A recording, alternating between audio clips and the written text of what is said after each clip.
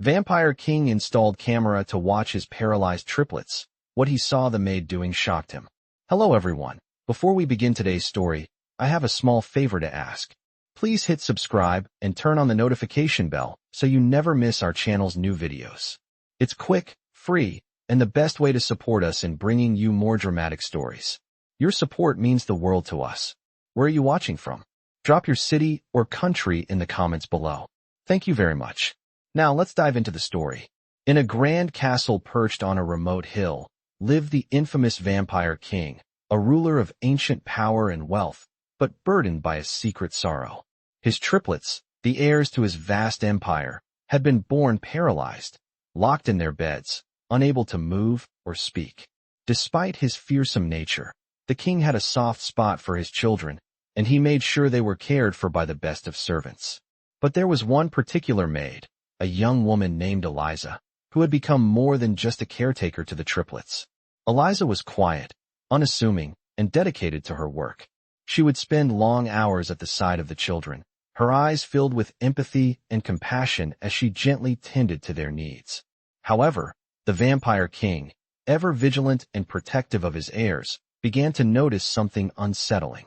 Every night, when he would retire to his chambers, he felt an eerie sense of uncertainty.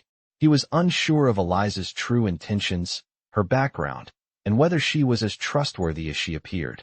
So, in his typical cold, calculating manner, he decided to install hidden cameras in the rooms where Eliza worked. He told himself it was for the children's safety, but deep down, he knew it was also because he couldn't shake the nagging feeling that something wasn't quite right. The cameras were set up discreetly, with one pointed at the triplets' beds and the other focused on Eliza as she worked. As the days passed, the Vampire King watched from afar, observing every action, every gesture she made. At first, there was nothing unusual, just the typical routine of feeding, cleaning, and attending to the children. But then, one evening, something caught his attention. Eliza had just finished feeding the triplets when she stood up, her face a mix of exhaustion and tenderness. But then, to the king's shock, she placed a hand on one of the children's foreheads and whispered something so soft, it was barely audible. It was not just a typical caregiver's comforting words. It was a language he had never heard before. It was ancient, almost otherworldly, and it seemed to hold a strange power. The king leaned in closer, his curiosity piqued. He replayed the footage again and again, each time hearing the soft, melodic whisper that seemed to fill the room with a sense of warmth and comfort. What was she saying? Was she casting some kind of spell? Or was there something more to her than met the eye? With each passing day, the Vampire King grew more fascinated and, though he would never admit it, more concerned. Who was this maid, really? Was she a mere servant, or did she hold secrets that could change everything? And what if she had been the one to unlock something inside his children, something that could heal them? This was not just about watching over his heirs anymore. This was about a mystery that could alter the course of his family's fate and his own heart. What would Eliza do next? And how would the Vampire King confront her once he uncovered the truth behind her strange actions? Stay tuned, because what happens next will shock you. I had been watching Eliza for days, and each night, as the footage played out before me, I found myself more intrigued by her actions. It was not the mere care she took in tending to my children that fascinated me. It was something deeper, something hidden in the way she whispered to them, as though she knew some ancient secret, something beyond my understanding. I had spent centuries ruling this land, seen countless battles, made decisions that altered the course of history, but none of it ever prepared me for the emotions that were starting to rise within me. What was she doing? What was she saying to my children in that strange language? I could feel the weight of the mystery pressing on me, and it was becoming impossible to ignore. The more I watched, the more I realized that Eliza was not just a simple maid. She was a key, a puzzle piece that could unlock a new world for my children, or perhaps even for me. One evening, after the last light had dimmed across the castle grounds and I was alone in my chambers, I decided I could no longer wait. The time had come to confront Eliza. I needed answers. I had to know the truth about what she was doing and what she meant to my heirs. Stepping into the corridor that led to the children's quarters, I felt the cold stone beneath my feet, the chill of the night settling in. It was nearly midnight, and the castle was as silent as a tomb. The guards had all taken their posts, and the only sound that echoed in the vast halls was the soft click of my boots on the marble floors. When I reached the children's chambers, I stood outside the door for a long moment, gathering my thoughts. I knew this encounter could change everything. Everything I had built, everything I had protected. The door opened silently at my touch, revealing the dimly lit room where Eliza was once again tending to the triplets. The sight of her, moving gracefully around their beds, her face filled with such compassion, sent an unexpected stir through me. She was completely unaware of my presence, her focus solely on the children. I stayed in the doorway, watching. Eliza took a small vial from her pocket and poured a few drops of liquid onto the triplets' pillows. I couldn't see what it was, but there was a strange glow in her eyes as she did it. I stepped forward, unable to hold back any longer. "Eliza," I called, my voice low and commanding. She froze, her hand hovering over one of the triplets. Slowly, she turned to face me, her expression unreadable. "Your Majesty," she said, her voice calm but laced with an undertone of fear. I could see her trying to mask it, but the tremor in her hands betrayed her. I stepped into the room fully, closing the door behind me. "What are you doing?" I asked, my tone cold, though my heart was racing with the anticipation of what she might reveal. Eliza swallowed, her gaze shifting to the children, then back to me. She seemed hesitant to speak, but I could see the weight of the truth in her eyes. I am trying to help them," she said softly. "There is a way to heal them, to give them the life they deserve. But it's not something that can be done lightly." I was taken aback. "The children? Heal them? What are you talking about?" I demanded, stepping closer. "What do you know about them?" Eliza's eyes widened slightly, as though she hadn't expected me to ask such direct questions. But she didn't back away. Instead, she seemed to gather her courage. "I know about the curse," she whispered. "The curse that binds them, that keeps them from ever moving, ever speaking." I felt my chest tighten. "How do you know about this?" I asked, my voice barely above a whisper. Eliza's gaze dropped to the floor. "I know because I'm the one who cast the spell," she confessed, her voice shaking. The words hung in the air, thick with the weight of 1,000 unspoken truths. I stood frozen for a long moment, the revelation crashing over me like a wave. The maid? She had cast the spell that had bound my children to their beds for all these years. It didn't make sense. How could she, someone so seemingly ordinary, hold such power? "You cast the spell?" I asked, my voice filled with disbelief. Eliza nodded slowly. "I did, but I didn't mean for it to turn out this way. The curse was meant to protect them, to keep them safe from a greater evil. But it was never supposed to leave them like this." She raised her eyes to meet mine, her expression filled with sorrow. "I want to fix it, Your Majesty. I want to undo the curse, to free them." My heart pounded in my chest. The curse? Undo it? Could it be possible? The very thought seemed impossible. But as I looked into her eyes, I saw something that made me hesitate. Was she telling the truth? Did she really have the power to free my children? Or was this some elaborate trick? I could feel my resolve starting to crack. Was this the answer I had been searching for all along? I stood there, frozen, unable to process Eliza's confession. She had cast the curse. My children's suffering, their endless confinement to their beds, had been caused by her. I could hardly believe it, yet the look in her eyes, the deep sorrow that seemed to weigh on her every word, made me wonder if there was more to her. Then I had realized. "You did it?" I asked, my voice shaky. "You cursed my children?" Eliza nodded slowly, her face pale. "It was never supposed to be like this," she said softly. "I only meant to protect them. They were in danger, and I had no choice." I could feel my anger rising, but I swallowed it back. There was something in her voice, something that made me believe she wasn't lying. She wasn't malicious. But the truth still stung, and I could not just let it go. What kind of protection could have caused them this much pain? I demanded. What kind of curse leaves children unable to move or speak, bound to their beds for life? Eliza's eyes welled up with tears as she spoke.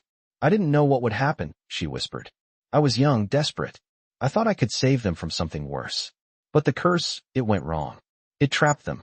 I didn't mean for it to be this way." Her voice faltered, and she took a shaky breath. "I've been trying to find a way to undo it ever since. Every spell I've tried, every potion, every incantation, it hasn't worked. But now that I'm here, now that I'm with them, I think I can finally fix it." Her words, though filled with regret, carried a note of hope. Hope that made my heart twist. How could I, a powerful vampire king, who had faced countless enemies and survived centuries of battles, be so powerless in the face of this curse? My children, my precious heirs, trapped in their immobile bodies, their lives stolen from them by a mistake. And you think you can undo it now? I asked, my voice laced with doubt. You think you have the power to break this curse and set them free? Eliza's gaze never wavered. I believe I can, she said, her voice steady now. I've learned so much since then. I've studied ancient texts, mastered forgotten languages. I've found the right potion, the right incantation. It will work this time. I can free them. I wanted to believe her. The part of me that still cared for my children, that still hoped for their salvation, desperately wanted to believe her. But there was a nagging voice inside me, a voice that wondered if this was just another trick, another false hope to cling to. The consequences of trusting her were great. If she failed, if she couldn't undo the curse, my children would remain trapped forever. And I could never forgive myself if I allowed that to happen. Why should I trust you? I asked, my voice low. After everything you've done, why should I believe that you can fix what you've broken?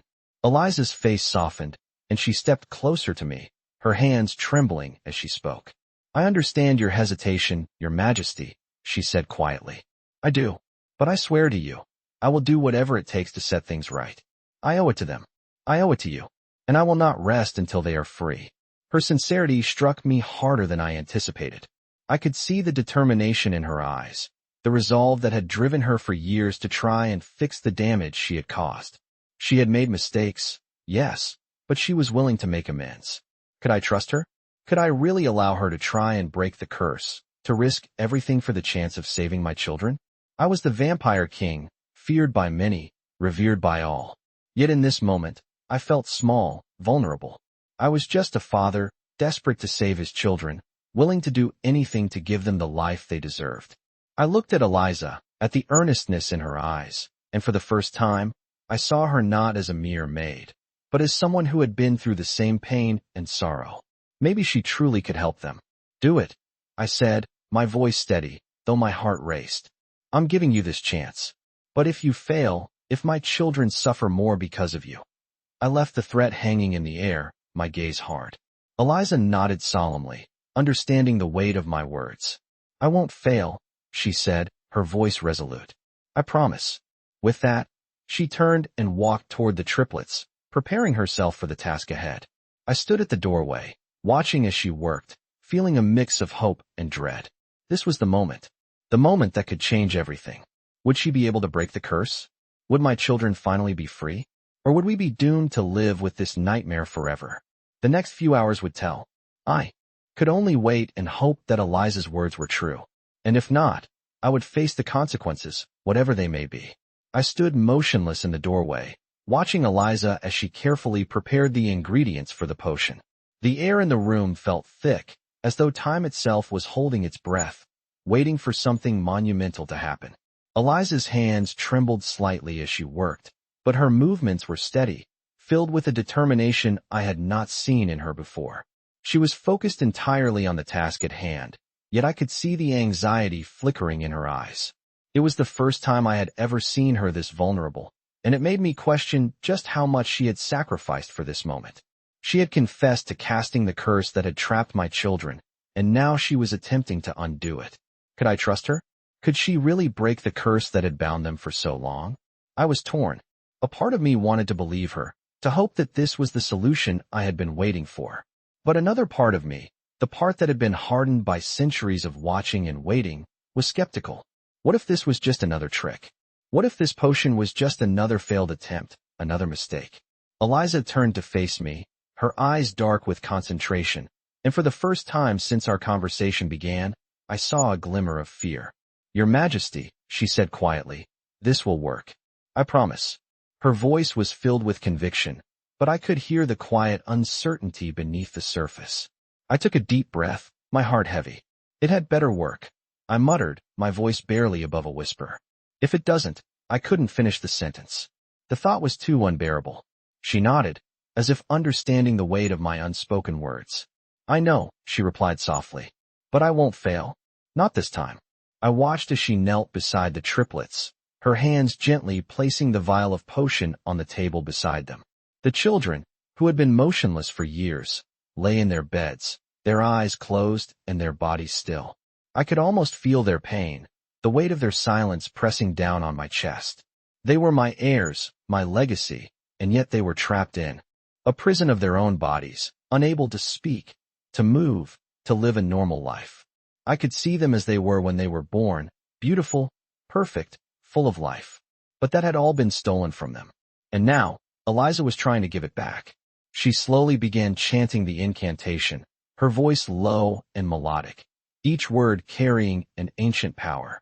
The air in the room seemed to shift, the temperature dropping as if the very fabric of reality was bending under the weight of her magic. I couldn't help but watch in awe as she continued, her voice growing stronger with each passing moment. The light from the candles flickered, casting long shadows across the room. For a moment, I wondered if this was really happening. Could this be the moment my children would finally be free? As the final words of the incantation left her lips, there was a sudden, sharp silence. The room seemed to hold its breath, and for a fleeting moment, I thought nothing would happen. But then I saw it. The triplets' bodies began to stir. It was subtle at first, a slight twitch of their fingers, a small movement of their legs. I held my breath, my heart pounding in my chest. Could it be? Could Eliza really have done it? I stepped closer, my eyes fixed on them, my mind racing. Slowly, painfully, the children began to move more freely. Their arms, once limp and lifeless, twitched, then slowly lifted, as if they were waking from a long, deep sleep. The triplets' eyes fluttered open, blinking against the dim light. I gasped in disbelief. It was working. Eliza's incantation was working. My children were waking up. Is it? I whispered, my voice thick with emotion. Is it really them? Eliza turned to look at me, a small, exhausted smile on her face. It's them, she said softly. It's really them. I couldn't believe it. After all these years of despair, of watching my children suffer in silence, they were finally awake. They were finally free. The triplets began to move more freely, their limbs growing stronger with each passing second. I could see the recognition in their eyes as they looked at me, their faces full of confusion and wonder. And in that moment, something changed within me. The anger, the fear, the doubt, everything melted away, replaced by a feeling I had not felt in centuries.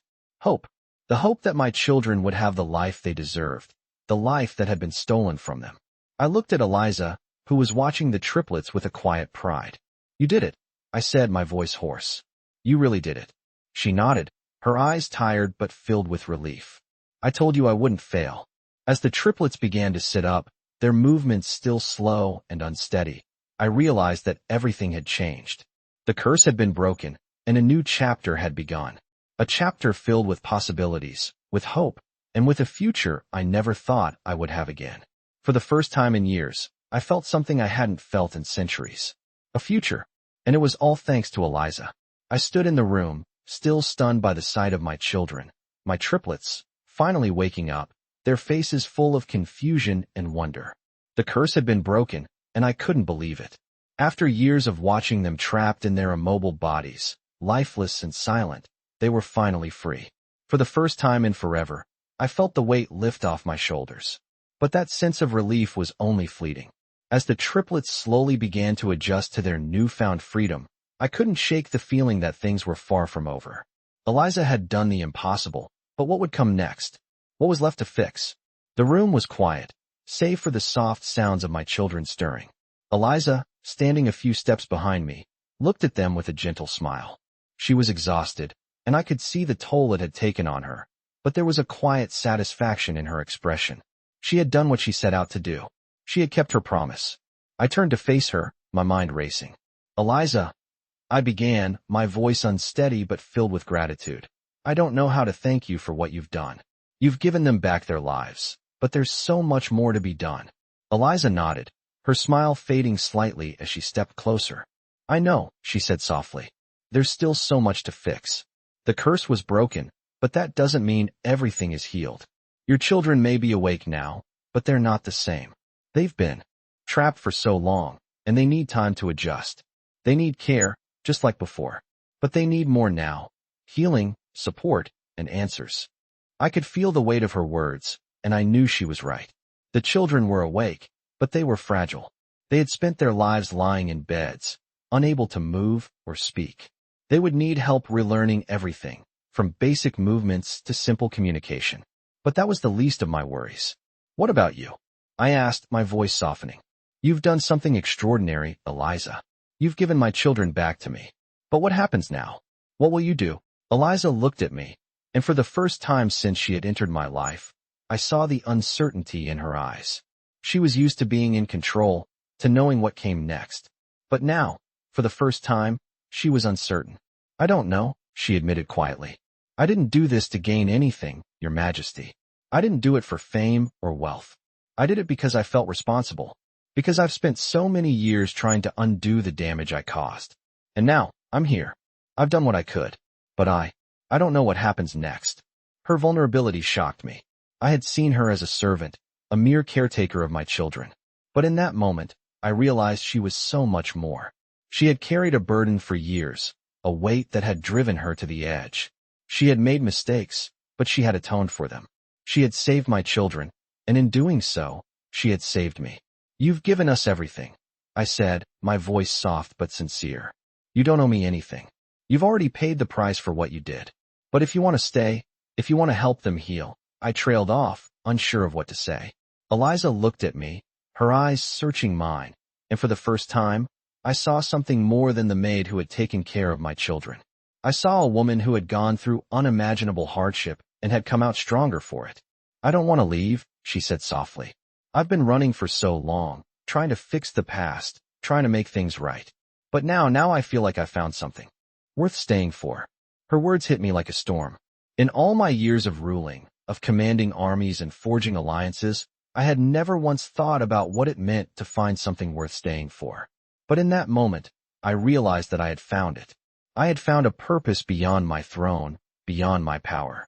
It was my children, and it was Eliza.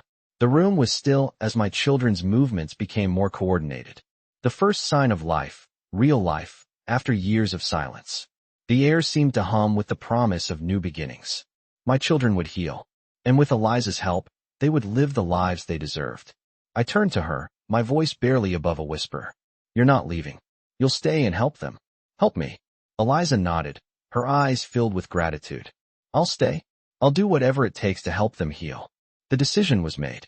I had everything I needed, my children, my kingdom, and someone who had shown me what it meant to truly care. As I watched the triplets slowly regain their strength, I knew that this was only the beginning. The road ahead would be long, and there would be challenges we couldn't yet foresee. But for the first time in a long time, I felt hopeful. My children would be free, and together, we would face whatever came next. Eliza had not only freed them from their curse, she had freed me from the chains of loneliness and despair. And that was something I would never forget. I watched as the triplets began to stir with each passing moment, their bodies growing stronger and their movements more deliberate. Eliza was right. They were healing, though slowly. The curse had bound them for years, and even now, their muscles and limbs were stiff from the prolonged immobility. But the first steps, the first signs of life, were enough to fill my heart with something I hadn't felt in centuries: hope. I stood in the corner of the room, watching them as they began to stretch their arms, blinking in confusion at the unfamiliar feeling of their muscles moving. Their eyes met mine, and for a brief second, I saw the recognition, the spark of life, flicker in their gazes. They were no longer trapped in a prison of their own bodies. The nightmare was finally over. But as the triplets regained their strength, something else nagged at the back of my mind. The weight of everything that had happened, the years of torment, of watching my children suffer, was still there, lingering in the air. I could see the toll it had taken on them. It wasn't just their bodies that needed healing, it was their minds, their spirits. They had been imprisoned for so long, isolated from the world. How could they ever learn to live again, to be the heirs I had hoped for, the ones who would rule alongside me? Eliza had given them back their lives, but now it was up to us to teach them how to live those lives. As I stood there, lost in thought, Eliza stepped quietly beside me, her presence steady and reassuring. She had been the one to break the curse, but now it was time for the real work to begin. They're strong, she said softly, her voice filled with quiet pride. But it's going to take time. They've been through so much. They'll need your support, your love, more than ever. I nodded, my heart heavy with the weight of her words. She was right. My children had lived through a nightmare, one that no child should ever have to endure. Their minds, their emotions, had been trapped in that prison for years, just like their bodies. It would take more than physical healing to restore them to what they once were. It would take time, patience, and most of all, care. I will do whatever it takes, I said, my voice firm. They are my children. I won't let them suffer anymore. I'll help them learn, help them heal, no matter how long it takes. Eliza turned to look at me, her expression softening. They need you, she said. But they also need someone who understands them, who can help them navigate the world they've been kept from for so long. They need you to be more than just a father to them. They need you to be their guide. Her words struck me deep, and for a moment, I felt the weight of responsibility crash over me. I had always been a ruler, a king, cold, detached, focused on power. But now my role had changed. I wasn't just a king anymore. I was a father, and that meant something more than anything I had ever known. The triplets began to sit up more fully, their eyes still glazed with confusion, but filled with wonder as they looked around the room. The unfamiliarity of their own movements, the new sensations in their bodies, seemed to overwhelm them, but they were trying. Slowly, they began to speak, their voices shaky and quiet, as though they hadn't used them in years. Father. The voice that came from the first triplet was barely a whisper, but it was enough to bring tears to my eyes. Is it really you? I stepped forward, my heart swelling with emotions I could hardly control. Yes, my children. It's really me, I said, my voice thick with emotion. And you are free now. You are no longer trapped. I reached out, gently placing my hands on their shoulders. The warmth of their skin against mine was a shock, a reminder that they were truly here, truly alive. The triplets looked at each other, exchanging glances of confusion and wonder, then back at me. What happened to us? The second triplet asked, his voice trembling. Where have we been? I felt my heart ache as I looked into their eyes. How could I explain the years of silence, of helplessness, of watching them suffer? How could I tell them about the curse that had kept them from living? You were cursed, I said softly, my voice steady despite the weight of the truth. But that curse has been broken. You are free now, and we will help you. We will make sure you are never trapped again. Eliza stepped forward, her presence calm and steady. It will take time, she said, her voice filled with kindness. You've been through a lot, but you will heal. You will learn how to live again. The triplets looked at her, and for a moment, there was silence. Then, as though they had all come to a silent understanding, they nodded. They were scared, but they were willing to try. They were ready to face the world once more. And for the first time in their lives, they would not have to do it alone. We will be here for you, I said, my voice firm. Every step of the way. The room seemed to hum with the promise of a new beginning. The triplets were free, and we would face the future together. It was a future I had never dared to imagine until now, a future filled with hope, with love, and with the promise of a family reunited. Together, we would heal the wounds of the past. Together, we would find our way forward. I stood in the room, watching my children as they slowly began to adjust to their newfound freedom. It was a sight I had longed for, but now that it was finally happening, I couldn't help but feel overwhelmed by the responsibility ahead. The curse had been broken, but the road to healing was just beginning. The triplets, once trapped in their immobile bodies, were now free, but their journey to reclaim their lives, their place in the world, would take time. And I, their father, would have to guide them every step of the way. Eliza stood beside me, her presence a constant reminder of how much she had sacrificed to help them. She had not only broken the curse, but had also become the pillar that would hold this fragile new world together. I turned to her, my mind heavy with questions. Eliza, I began, my voice softer than I intended. How do we help them now? They are awake, but they are so lost. She looked at me, her gaze filled with understanding and a quiet resolve. It's going to take time, Your Majesty, she said, her voice gentle. They've been locked away from the world for so long, and their bodies, their minds, need to relearn everything.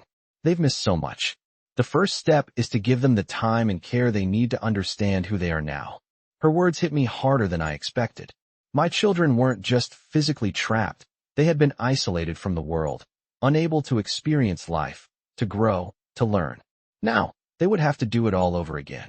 I could see the fear in their eyes as they looked around the room, uncertain of how to move forward. They were no longer the children I had once known.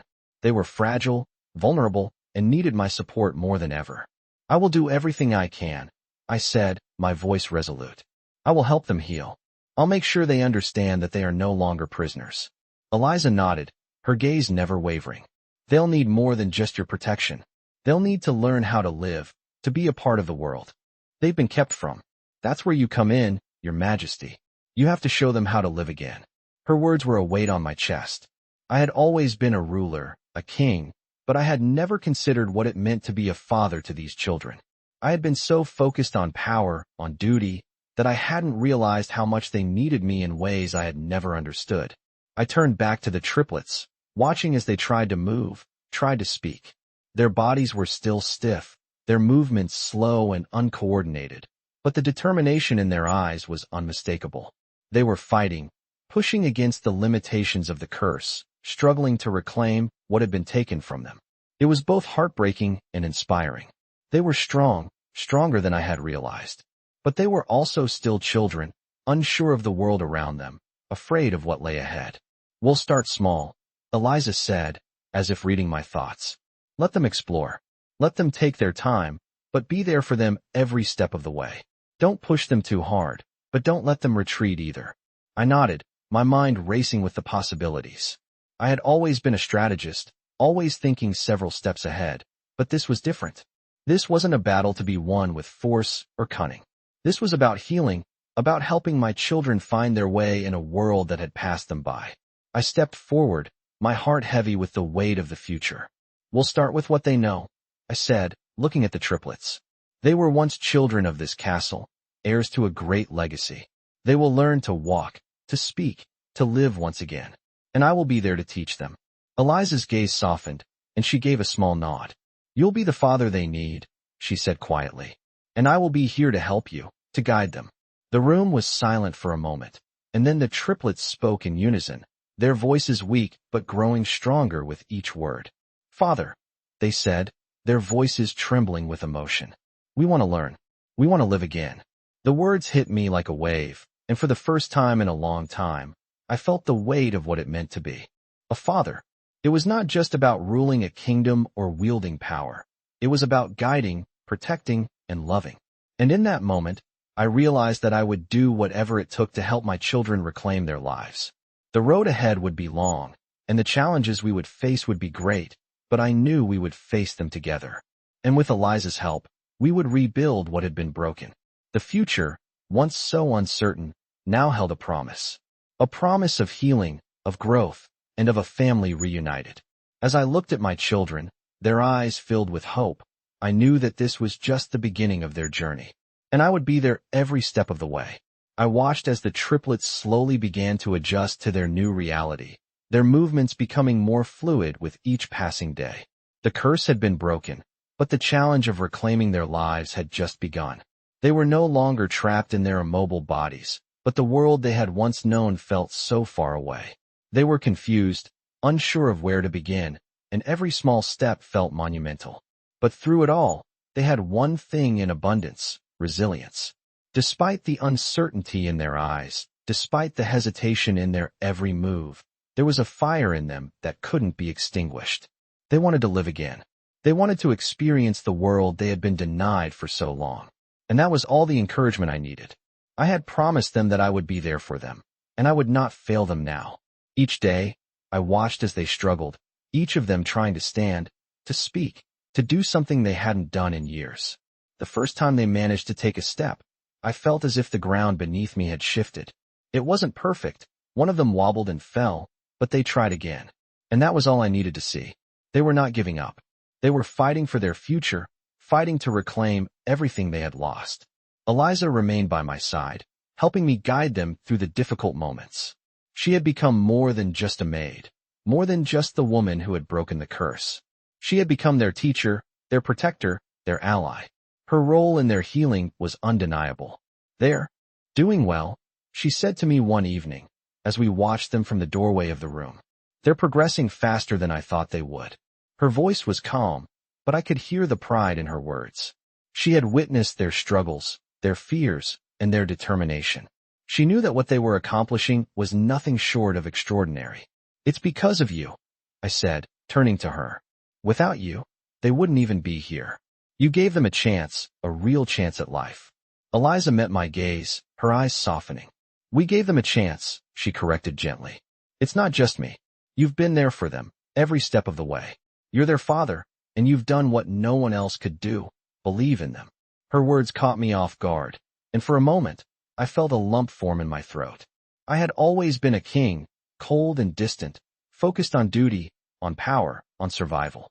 But now, I understood that being a father was about more than just protecting. It was about belief, about hope, about fighting for the people you love even when the odds are against you. And in that moment, I realized something I had never truly understood before.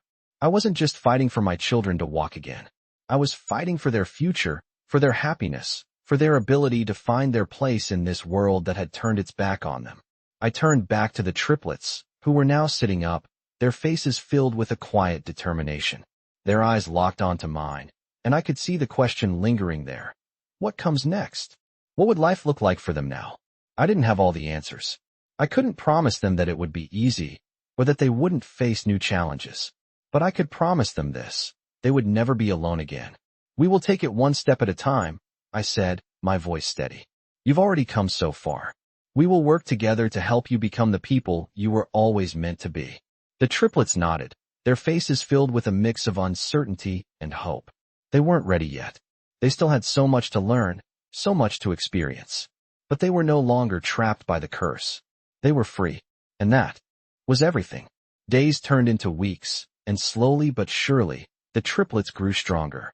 They began to walk without help, their movements less shaky, more confident. They spoke, though their voices were still tentative, unsure of the sounds their bodies were capable of making. But with every word, with every movement, they were reclaiming a part of themselves that had been lost. I stood by their side through every milestone, every small victory. I watched as they began to understand the world around them again, to grasp the things they had been denied. It was slow, it was painful at times, but it was happening. Eliza remained with us, guiding them as they grew stronger, helping them find their place in the world once again.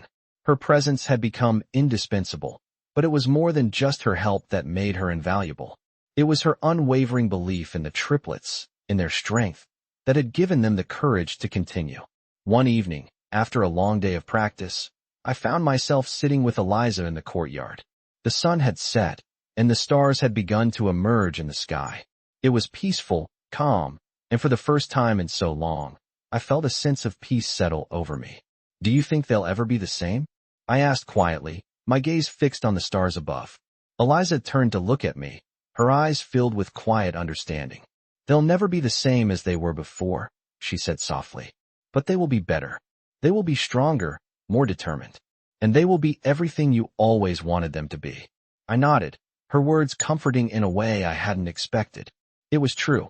They had suffered, but they had endured. And now, they had the chance to build a new life, a life that was theirs to create. And I would be there, every step of the way, to help them along their journey. I had once thought of my legacy in terms of power, of empire, of conquest. But now, I realized that my true legacy was in these children, these 3 souls who had been given back their lives. And as I looked at them, standing tall and proud, I knew that our future, our family's future, was brighter than I had ever imagined. I stood in the quiet of the castle, watching my children as they began to adapt to their new reality. The journey of healing was long, but every day brought new progress. They were walking now, speaking more clearly, their movements becoming less awkward, more purposeful. But despite the physical recovery, there was something I had not anticipated: their emotional scars. The curse had not only stolen their ability to move and speak, it had stolen their sense of self. They were no longer the carefree children they had once been. Instead, they were like strangers in their own bodies, trying to make sense of a world that had moved on without them. It was heartbreaking to watch, but I refused to give up. They were strong. They had proven that to me time and time again. And with Eliza's help, We would navigate these uncharted waters together. Eliza, as always, was by my side, guiding them through every step of their recovery. Her patience with them was remarkable. She understood their fears, their confusion, and she was there to offer them comfort when they needed it most. There were moments when they would break down, their frustration at not being able to do the things they once could overwhelming them. And in those moments, Eliza would be there, her steady presence a balm to their wounded spirits. They need more time, she told me one evening, her voice soft but firm. They've been through so much, and they're still processing everything. We can't rush this. We have to let them heal, mentally and emotionally, before we can ask them to take on the weight of the world again. Her words struck a chord with me. I had always been focused on the physical, on what they could do, on what they could accomplish. But I had neglected the emotional toll of their years of suffering. I had expected too much of them too soon. It was clear that we were all still healing. You're right, I said, my voice heavy with the realization. I've been so focused on their progress that I didn't stop to think about what they've been through. We have to be patient, give them time to rebuild, not just their bodies, but their hearts. Eliza gave me a small, understanding smile. Exactly. They're not just learning to walk or talk again. They're learning to trust themselves again, learning to trust you, and learning to trust the world. It's not an easy process, but with time, they'll get there. They just need to know that you're here, that you won't let them go. I looked at the triplets as they sat together, talking quietly among themselves. They still had moments of uncertainty, moments when the weight of their past would overwhelm them. But they were starting to open up to each other, sharing their fears, their hopes.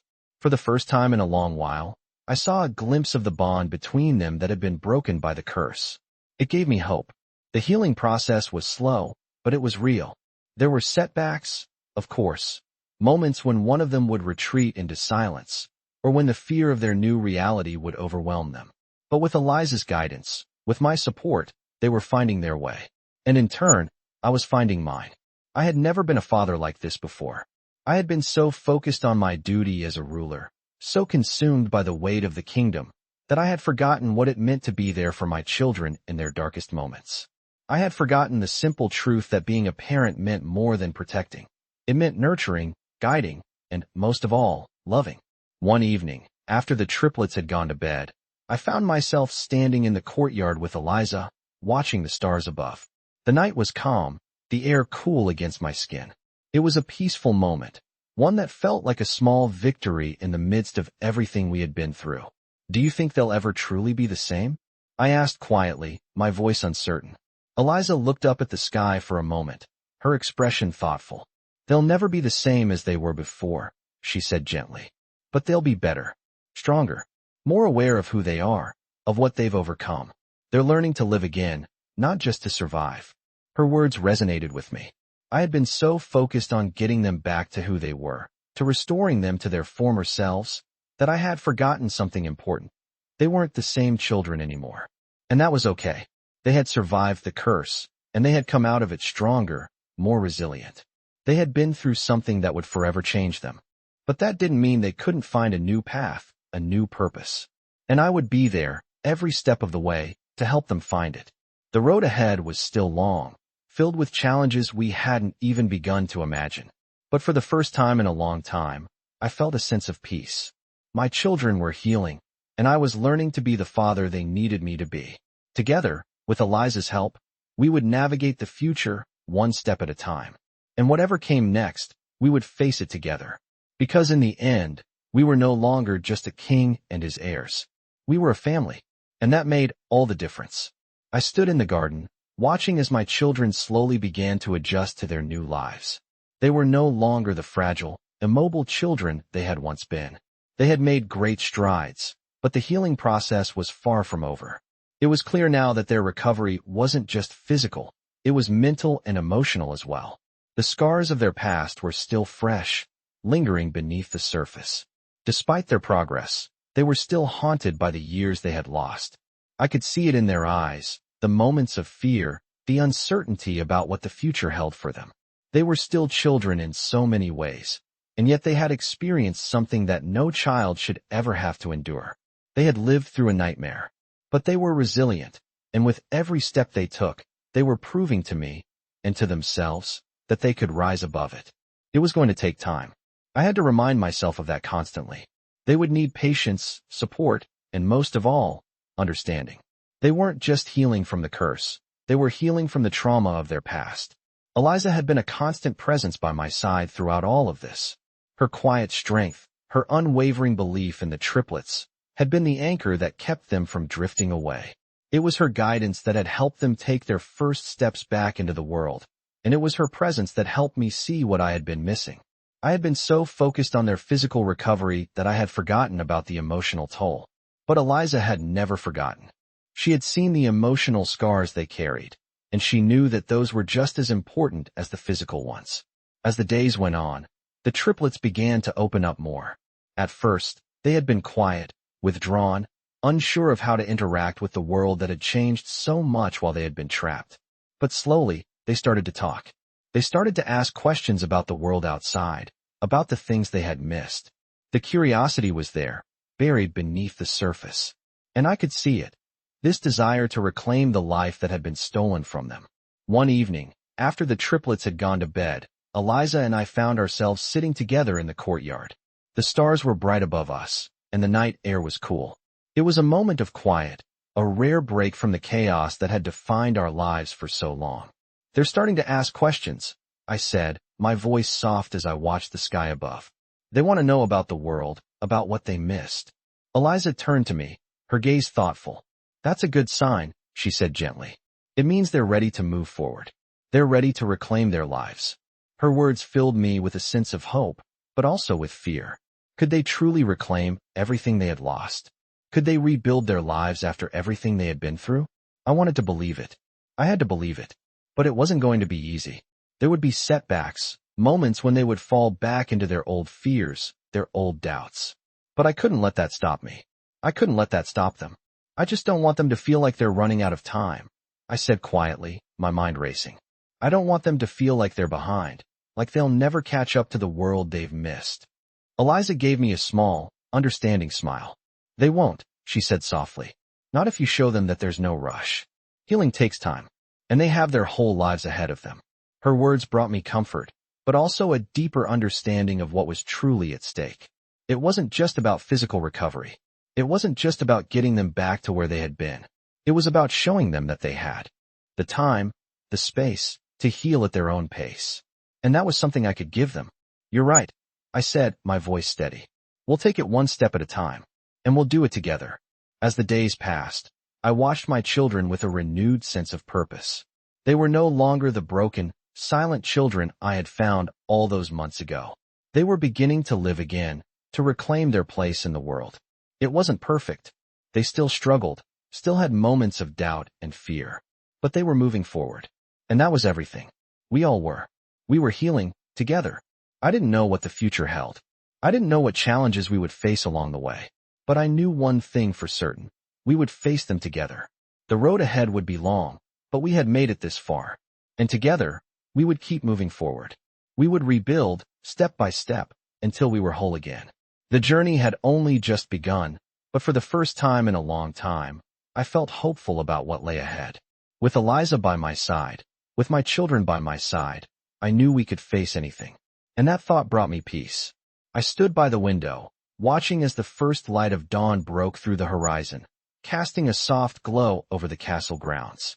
The world outside seemed calm, peaceful, almost surreal. And yet, inside these walls, things were anything but. My children, the triplets, were healing, yes. But healing was not a simple thing. It was a journey that required patience, understanding, and the willingness to face things that were uncomfortable. They had come so far, but I knew they still had so far to go. And in a way, so did I. They had been locked away from the world for so long, their bodies and minds trapped in a state of paralysis that none of us had ever truly understood. And now that they were free, now that they could move, speak, and interact with the world again, it was as if they were newborns, relearning everything. And what was even harder was that they were doing it under the weight of the knowledge that they had been trapped, held back from living. They had missed out on so much. I could see it in their eyes, the fear that had taken root deep inside them, the uncertainty about what lay ahead, the pain of knowing how much they had lost. They needed guidance. They needed me, not as a ruler, but as a father. It was a role I hadn't been prepared for, a role I had never truly known. I had spent so many years focused on my kingdom, on my duties as a king, that I had forgotten the simple things, the things that really mattered. Eliza was still by my side, always there, guiding me as much as she was guiding them. She had become my constant, the one person who understood what was really at stake here. Her calm presence had been the stabilizing force in this whirlwind of change. Without her, I didn't know where we would be. "How are they doing?" I asked her, my voice low, almost hesitant. She stood beside me, her gaze soft as she watched the triplets in the distance, slowly navigating their way through the garden, their steps still unsure but full of determination. "They're doing well," she replied, her voice gentle. "But there's still so much to work through. They're beginning to understand who they are again, and it's not just about their bodies. It's about their minds, their hearts." Her words resonated with me. I had been so focused on getting them back to their old selves, back to the way they were before the curse, that I had overlooked what really mattered. They weren't the same children they had been before. And that was okay. They didn't have to be. "I've been thinking about what you said," I said, turning to face her, "about how they need to learn to trust themselves again. I don't want them to feel like they're running out of time. But I also don't want them to think they have to do this alone." Eliza turned to me, her expression thoughtful. "They won't be alone," she said softly. "Not as long as you're here. Not as long as you're there to guide them." I nodded, feeling the weight of her words settle into my chest. She was right. They needed me. But I needed them too. The realization hit me harder than I expected. I had spent so long thinking about the legacy I wanted to leave behind, about building a future for my kingdom, that I had forgotten about the people who mattered most to me, my children. And now, I had a chance to build something new, something better. I could help them become the people they were always meant to be. Together, we could rebuild the future we had lost. I looked at the triplets again, still practicing their steps, still uncertain but determined. They were growing stronger every day, but they were still fragile. They still needed me, and I would be there every step of the way. "They're making progress," Eliza said, breaking my thoughts. "But it's not just about what they can do physically. It's about how they feel. They need to be given the space to figure out who they are now. They need time to process everything." I looked at her, my mind racing. "And what if they don't want to process it?" I asked, my voice tinged with concern. "What if they're too afraid?" Eliza turned to me, her gaze steady. "That's why you're here. To show them that it's okay to be afraid. To show them that they can face their fears and move past them. It won't happen all at once. But it will happen." I could see the truth in her words. The road ahead would be long. There would be moments of doubt, moments when the triplets would want to give up. And there would be moments when I, too, would question if I was doing the right thing. But I couldn't afford to give up. Not now. Not when they needed me most. "We'll take it one day at a time," I said, my voice firm. "We'll give them the time they need. And we'll do it together." Eliza nodded, a quiet smile on her lips. "Together," she echoed softly. The journey ahead was uncertain, but for the first time in a long time, I felt ready to face it. My children, my heirs, had been given a second chance. And I would do everything in my power to help them reclaim their future, to help them heal. Together, we would find our way. We would rebuild, step by step. And whatever came next, we would face it as a family. And that was all that mattered. I stood in the great hall of the castle, watching as my children took their first steps outside. The sun was just beginning to set, casting long shadows across the courtyard. It was a moment of profound change, a symbol of the progress we had made, but also a reminder of how much further we still had to go.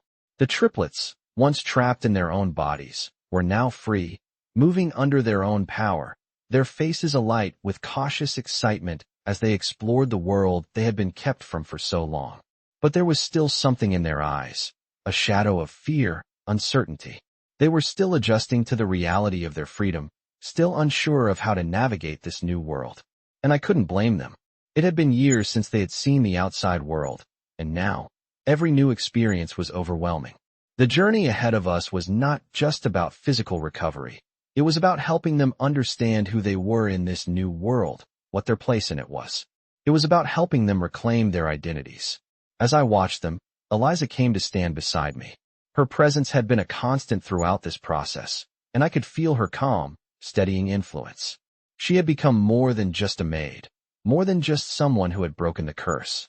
She had become an integral part of our family's journey, a guide, a teacher, and in many ways, a friend. "They're doing well," she said softly, watching the triplets as they interacted with each other, laughing nervously as they took tentative steps forward. "But they're still struggling with everything they've lost. The curse might be broken, but the aftermath is much deeper." I turned to her, the weight of her words settling heavily on my chest. She was right. The triplets were recovering, yes. But the emotional scars left by their years of imprisonment were not so easily erased. They still had to come to terms with the years they had lost, the time spent trapped in a body that wouldn't move, unable to speak, unable to live the life they deserved. They needed more than just time and space. They needed understanding. "I don't know how to help them with that," I admitted, my voice thick with the uncertainty I felt. "I've spent so long focusing on getting them back to their old selves. I didn't stop to think about the deeper scars. I didn't think about what they might need beyond that."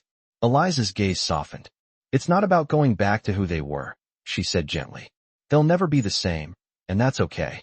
What matters now is who they become. And that will take time. They need to learn to trust themselves again, and they need to feel safe enough to do that. And they need to know that you're there for them, every step of the way." Her words resonated with me. I had always been a ruler, someone who thrived on control, on knowing the next step before it even came. But this was different. This wasn't a problem that could be solved with strength or strategy. It was a challenge of the heart. And for the first time in my life, I understood what it meant to be a parent. It wasn't just about protecting them. It was about supporting them as they found their own way. As the days passed, I made it my mission to be there for my children, to guide them through the recovery process, not just physically, but emotionally. We spent hours together, sitting in the garden, talking, slowly allowing them to share the thoughts and feelings they had kept buried for so long. They spoke of the fear they had felt, the loneliness, the uncertainty. They spoke of the pain of seeing the world change without them, of knowing that they had missed out on everything, on a life they should have been living. Each conversation was hard, but each one brought us closer to understanding each other. Slowly, the triplets began to open up. They were no longer silent or withdrawn. They still had moments of hesitation, but they were beginning to trust again. And with every small step they took, I felt a weight lift off my shoulders. They weren't broken. They weren't lost. They were still here, still my children, still the people I had loved all along. Eliza was right. They would never be the same as they were before, but they didn't need to be. What mattered was that they were here now, and they had the chance to live again. And I would be there, with them, every step of the way. One evening, as the triplets sat on the terrace, watching the stars appear in the night sky, I joined them. The cool air was a welcome relief after the heat of the day. For the first time in weeks, the atmosphere was calm, peaceful, and I couldn't help but think that maybe, just maybe, we were finally moving in the right direction. "Father," the oldest triplet asked quietly, his voice still uncertain but growing stronger each day. "What happens now? Now that we're free, what do we do?" I looked at him, at all of them, and for a moment, I didn't have an answer. The future was uncertain, filled with unknowns. But as I looked at their faces, I realized that the answer didn't matter. What mattered was that we would face the future together, as a family. "We take it one step at a time," I said, my voice steady. "We don't have to have all the answers now. We just need to keep moving forward. And we will. Together." They nodded, and in that moment, I saw the spark of hope in their eyes. They weren't just surviving anymore. They were starting to live again. And with each day, they would become stronger, more confident, more sure of who they were. Together, we would build a future, one step at a time. A future where the past no longer defined us, but where the love and strength of our family would guide us forward. I stood in the castle, watching the triplets as they moved through the halls with growing confidence. The journey that had begun with fear, pain, and uncertainty was now leading us into a new chapter, a chapter filled with promise, but also with challenges. They were no longer the broken children they had once been. They were learning, growing, finding their way back to the world they had been denied. But more than that, they were finding themselves again. It was a slow process, but it was happening. The fear and doubt that had once dominated their every thought were slowly being replaced with hope, with curiosity, with the desire to embrace life again. And for that, I was grateful. Every day, they took small steps, steps that were monumental in their healing. The first time one of them had run across the courtyard, laughing as they moved with ease, I felt a sense of relief wash over me. They were free. They were no longer prisoners of their bodies or the curse that had held them captive for so long. And though the journey was far from over, I could see that they were beginning to see themselves as whole again. But even as they moved forward, I knew there were still obstacles ahead. The scars they carried would never completely disappear. They would carry the weight of their past, of their lost years, with them forever. And yet, that didn't mean they couldn't live fully, that they couldn't find joy in the future that lay before them. As much as I had feared for their future, I began to realize that the future was theirs to shape. I could guide them, yes, but they had the power to decide who they would become. That realization gave me peace. Eliza remained with us, helping the triplets navigate their new world. I saw the bond between her and the children growing stronger with each passing day. It was more than just a connection built out of necessity. It was a bond born from shared experience, from understanding, and from a deep sense of care. She had been their savior in the truest sense. Without her, none of this would have been possible. I turned to her one evening, as the sun began to dip below the horizon, casting a golden glow over the garden. "They've come so far," I said softly, my voice filled with emotion. "But I know they still have a long way to go." Eliza stood beside me, her gaze soft and understanding. "They've made incredible progress," she said, her voice calm and reassuring. "But what's important now is that they know they're not alone. They're not alone in this journey, and they're not alone in the world." Her words struck me deeply. It was true. The triplets had been isolated for so long, cut off from everything, even each other at times. But now, they had a family again. They had people who loved them, people who believed in them. And that made all the difference.